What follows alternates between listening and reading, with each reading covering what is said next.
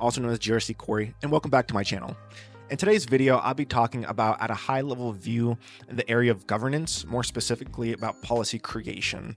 And I'll be going over a step-by-step guide on creating effective IT security policy that is directly from the NIST. There's a lot to get into, so let's jump right into it.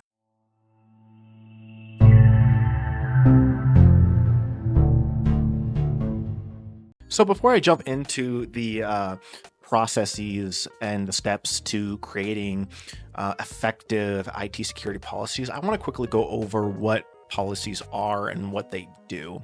So a policy is a formal written document that outlines the rules, guidelines, and principles of how an organization or group operates and makes decisions. So essentially what this means is think of it as like a framework of behavior. That's what it is. You want a certain behavior to be followed and you need a framework for it. So that's where our policy comes in. You create that policy so it's an overarching structure that people know what to. And that's why it's very important to write good, effective policies, because it sets a clear expectation for all to follow. It also is essential for organizations, as it's also not only sets that clear expectation, but it assigns roles and responsibilities for everyone, which can reduce risk within your organization. But mostly it's important because it sets that expectation, that standard, which leads me to the first step within the NIST guidance, which is define your policy and scope. So what does this mean? Well, defining your policy and scope is very important, as it's the whole process of the policy. It defines and lays out the other parts of your policy when you develop it. Let's just start with the purpose. It's exactly that. What is the purpose of your policy? What is it supposed to be covering? That's very important. And the scope aspect of it is who or what is it supposed to be covering? Who or what does the policy fall under? What are their responsibilities? What are their roles? It's a process that will take you all throughout the rest of the policy and support the rest of the policy. Step 2 of the NIST guidance is to obtain senior management support. Now, this is a very important aspect that you want to get buy-in from your leadership. When you have buy-in from your leadership with anything that you do, you have that full weight behind you, whether it be budget or operational support, whatever it is. It really does make a difference, and that's why it's so critical. When leadership is on board, it adds weight to the policy that helps and ensures the alignment to your organizations and your organizational needs. That's why step 2 is also very critical within this process of building out a policy. Now, step 3. What is step 3? Is roles and responsibilities. You need to define your roles and your responsibilities and who owns what is happening, what's going on here. It's important because once you lay out who has responsibility for what, it makes the process that much easier, and especially in for risk, for example, whether it be IT management, HR, the end user, whatever it is, or whomever it is.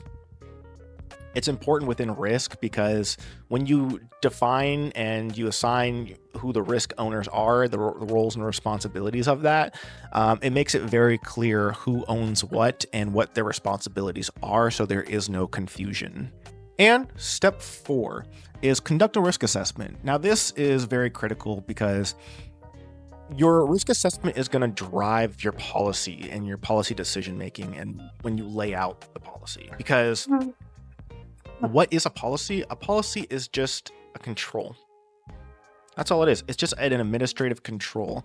And that risk assessment is going to drive and shape your policy. And what vulnerabilities is this supposed to tackle? If you don't have this policy in place, what are the vulnerabilities that are involved that, if exposed, could have risk to your organization? And that's why conducting a risk assessment within creating your policy is so critical, because it helps drive and shape that policy.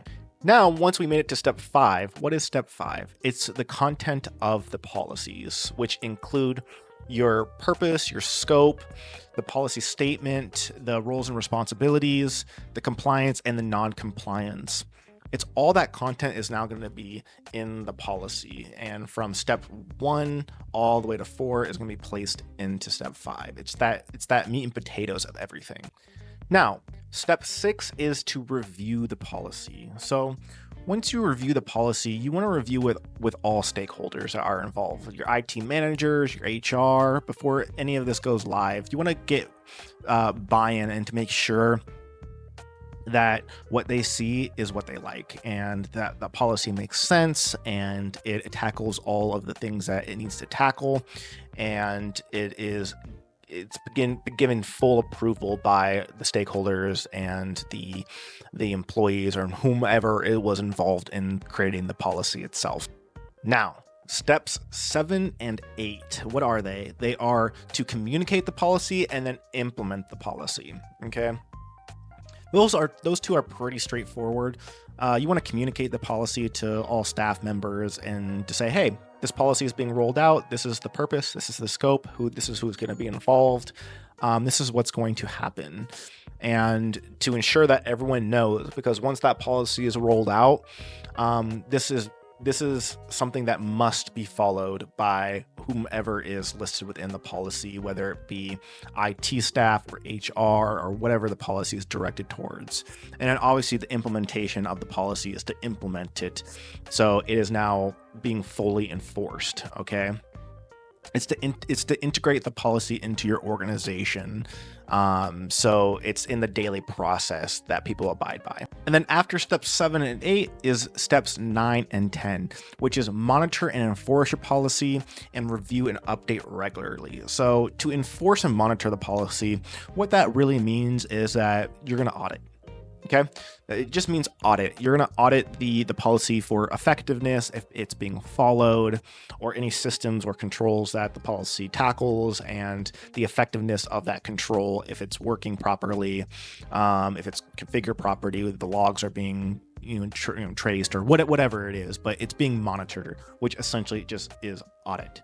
And then review and update regularly. So after the audit process, you're then going to update for continued effectiveness in creating that policy to make it better, so it's more effective and it keeps those guardrails up and working correctly, so you can avoid any non-compliance issues with any sort of compliance framework, or any data loss from a cyber incident, whatever it may be. But those are the last two of 9 and 10, which is enforce and monitor and update and review regularly.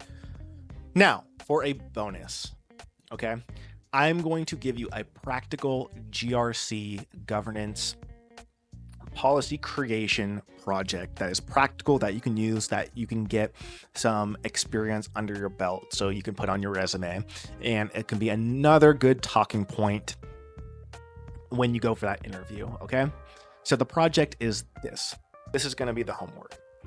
What you're going to do is you're going to create a policy. Okay, you're going to create your own policy based off of the information in this video, and also some resources I will give you, because there is some resources out there like CIS, the Center for Internet Security, does give policy templates, and you can use these policy templates if you like, if you're just completely lost.